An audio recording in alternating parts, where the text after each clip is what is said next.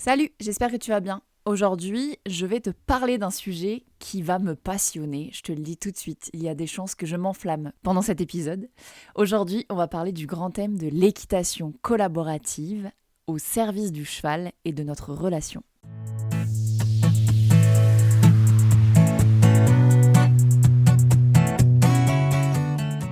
Salut, bienvenue dans À Cheval, le podcast de l'équitation collaborative. Je suis Morgane, je suis coach en équitation et j'accompagne mes élèves, peu importe leur discipline ou leur niveau équestre, vers plus de collaboration dans leurs échanges avec leur cheval.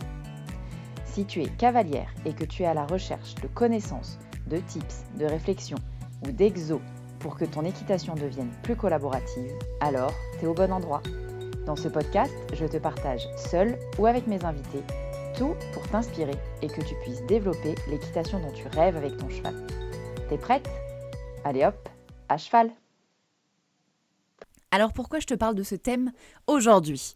Il se trouve qu'au moment où j'enregistre cet épisode, nous sortons de l'expérience biomécanique dont tu as peut-être entendu parler dans les épisodes précédents. Et l'expérience biomécanique, c'est une expérience qui a réuni 400 personnes, énorme, plus de 400 personnes même, autour du grand sujet de la biomécanique. Et surtout, comment la biomécanique peut nous servir à nous pour progresser dans notre équitation et donc que notre équitation devienne une équitation au service du cheval. C'est comme ça que je l'entends moi en tout cas.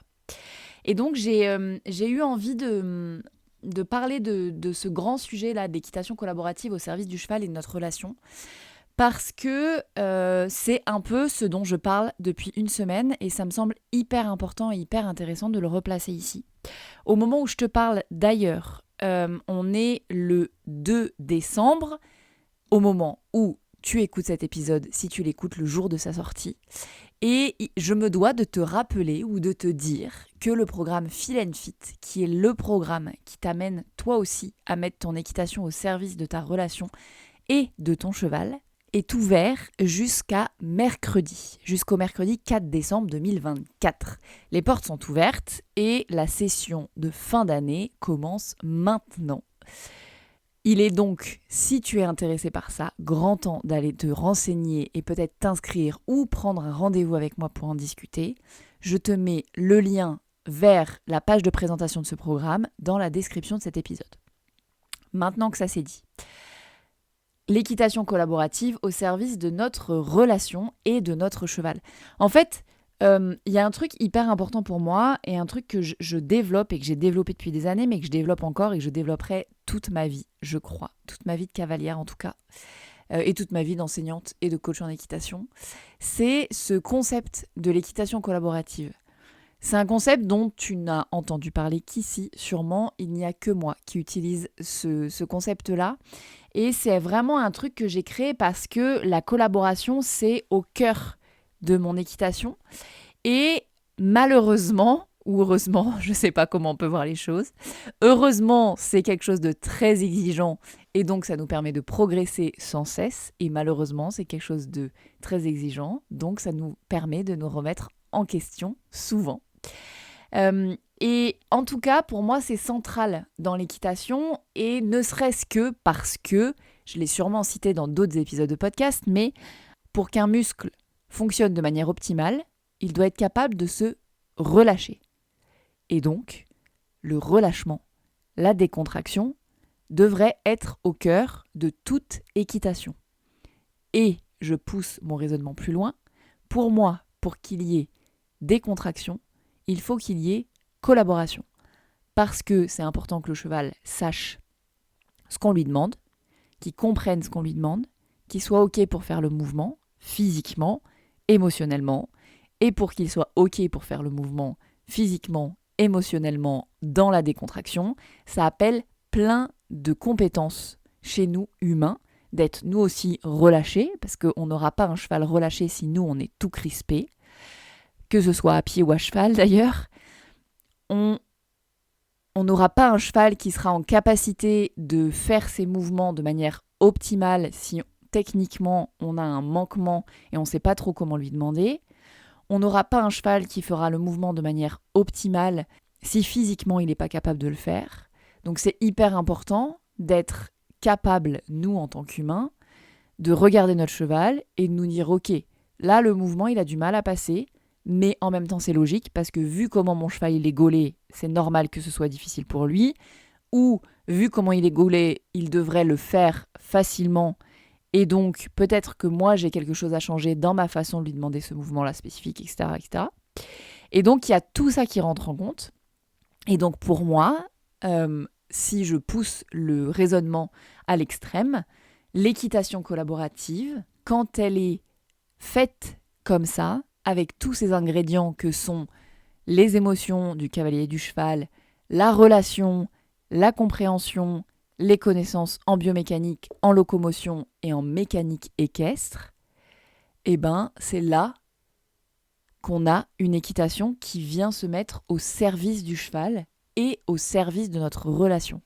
C'est là que l'équitation est un truc qui nous permet de nous faire progresser dans notre relation avec notre cheval parce que on va faire un truc intéressant ensemble, intéressant pour lui, intéressant pour moi. Et donc ensemble, on va faire une activité qu'on aime bien faire tous les deux, ou en tout cas dont on voit un intérêt à faire ensemble. Et en plus, cette activité va permettre à mon cheval de se sentir mieux dans son corps, à moyen et à long terme, à court terme même parfois aussi. Et du coup, c'est hyper important d'avoir tous ces blocs d'empilés, ou en tout cas qui progressent de manière simultanée, pour pouvoir mettre vraiment notre équitation au service de notre cheval d'un point de vue émotionnel encore une fois, relationnel, mais aussi physique.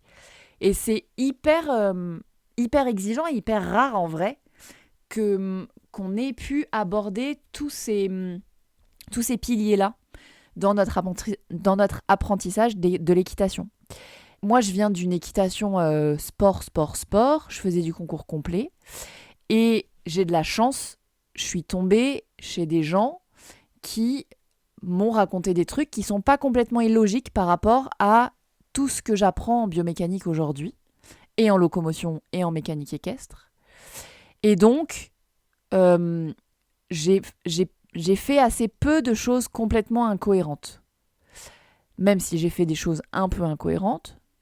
Mais en tout cas, il y avait une logique qui était assez... je sais pas si la logique, les personnes qui me l'ont transmise la cernaient vraiment.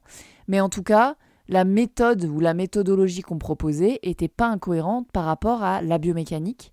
Mais il y a un truc super intéressant, c'est que moi qui ai besoin de comprendre pourquoi je fais les choses, moi je suis vraiment une madame pourquoi. J'aime comprendre avec mon cerveau pour pouvoir reproduire. Et j'ai rencontré très peu de personnes qui savaient m'expliquer vraiment pour le cheval pourquoi on faisait ça. Il y a des personnes qui m'expliquaient pour la discipline pourquoi on faisait ça. Genre, Morgane, pour les 4 ans, il faut que tu sois capable de faire ça sur ta reprise de dressage, donc on va apprendre ça à ton cheval. Sur les 5 ans, il faut faire ça en plus, donc on va apprendre ça en plus à ton cheval, et ainsi de suite. Mais, moi, cette réponse-là, elle ne me satisfaisait pas tellement.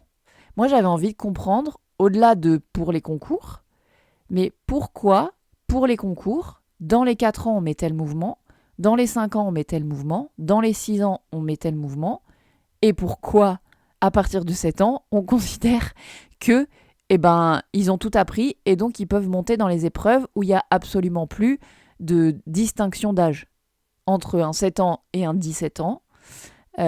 Et du coup, tout ça, c'était pas hyper cohérent pour moi d'un point de vue du cheval. J'avais vraiment besoin de comprendre pourquoi pour le cheval. C'est-à-dire que la raison pour le cheval, pour la musculature du cheval, vraiment pour lui, en quoi c'était utile de lui faire des transitions comme ci ou comme ça, des déplacements latéraux comme ci ou comme ça, avec ou sans pli, des sessions à la jambe ou des épaules en dedans. Pourquoi on dit que l'épaule en dedans c'est l'aspirine de l'équitation? Pourquoi on dit que l'épaule en dedans c'est l'aspirine de l'équitation? Pourquoi c'est pas vrai pour tous les chevaux? Pourquoi c'est vrai pour la plupart des chevaux? Mais ça dépend comment on l'a fait, et du coup comment on l'a fait pour qu'elle soit l'aspirine de l'équitation, et ainsi de suite, et ainsi de suite. Donc tout ça, c'était vraiment une grosse prise de tête pour moi, et j'ai vraiment cerné ça il y a quelques années, où j'ai complètement switché. Je pense que le Covid a aidé et la saison sans concours qu'on a fait, ça m'a vraiment aidé à me dire, en fait, pourquoi, si ce n'est pas pour les concours, pourquoi quand je continue à monter à cheval, est-ce que ce que je fais, c'est vraiment pertinent pour mon cheval ou est-ce que c'est seulement pour préparer les concours? Et pourquoi, quand je change, il y a un truc génial que j'ai fait un jour, c'est que j'ai commencé à me former en bioméca. J'ai changé un peu ma façon de travailler mon cheval. Et 6 semaines après, parce qu'elle est passée à 6 semaines d'intervalle, ma podologue est arrivée, m'a regardée et m'a dit « T'as changé un truc dans ta façon de travailler parce que ton cheval, il bouge plus pareil. » Et là, je me suis dit « Ok, là, tout de suite, là, elle, faut qu'on discute et faut qu'on discute longtemps parce qu'il faut qu'elle m'en dise plus sur ce qu'elle est en train de me dire et pourquoi et à quoi elle dit tout ça. Et du coup, comment c'est dingue que ma façon de travailler mon cheval puisse avoir un impact tel sur son corps à lui que j'ai modifié sa façon de bouger en 4 semaines. Et ça, c'est assez ouf. Et c'est vraiment pour ça que c'est hyper important pour moi parce que il y a vraiment ce truc de... en fait, l'équitation, suivant comment on l'a fait, alors ça va être difficile de le dire, c'est hyper important pour moi de ne culpabiliser personne parce qu'on fait ce qu'on peut avec les connaissances qu'on a et sûrement que la Morgane de dans 10 ans regardera la Morgane de maintenant en lui disant « T'avais rien compris ma pauvre fille ». Mais en tout cas, il y a vraiment ce truc de, suivant comment on fait l'équitation et suivant comment on propose à notre cheval, indépendamment de la méthode qu'on utilise, renforcement positif, renforcement négatif, différentes méthodes de horsemanship et blablabla, mais le mouvement qu'on lui demande et la façon qu'on attend de lui qu'il fasse ce mouvement va lui permettre de progresser dans son corps et d'améliorer sa locomotion, ou au contraire, va complètement détériorer sa locomotion, sa posture, son état général. Et c'est hyper important pour moi, le jour où j'ai vraiment compris ça, je me suis dit ok. Donc déjà, petite pression parce que en vrai, c'est important de ne pas faire n'importe quoi avec nos chevaux. Et en même temps, c'est important aussi pour moi en tant que propriétaire de mon cheval de savoir capter les endroits où je peux regarder pour dire si l'équitation que je propose à mon cheval est plutôt une équitation qui lui sert ou qui lui dessert. Et ce jour-là où j'ai discuté avec ma podologue, j'avais vraiment envie qu'elle m'explique, parce qu'elle a vu, et c'était trop gros comme coïncidence pour que ce soit juste une coïncidence.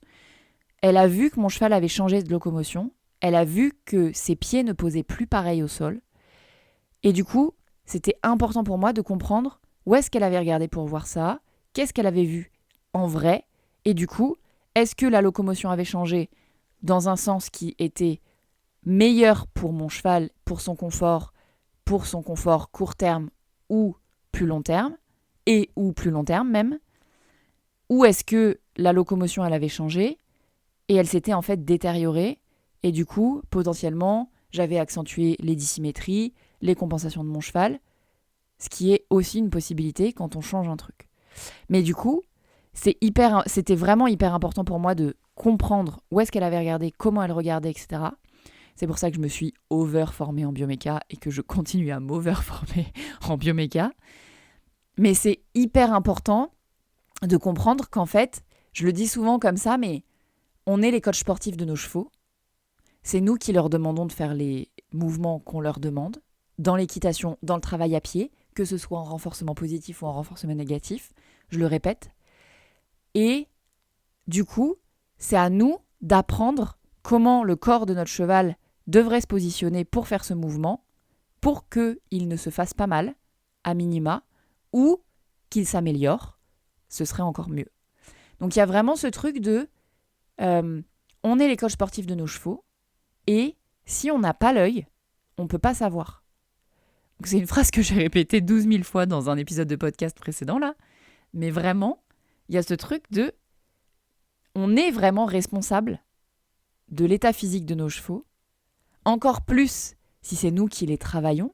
Alors on est responsable de leurs conditions de vie, on est responsable de leur travail, d'autant plus s'il n'y a que nous qui les travaillons.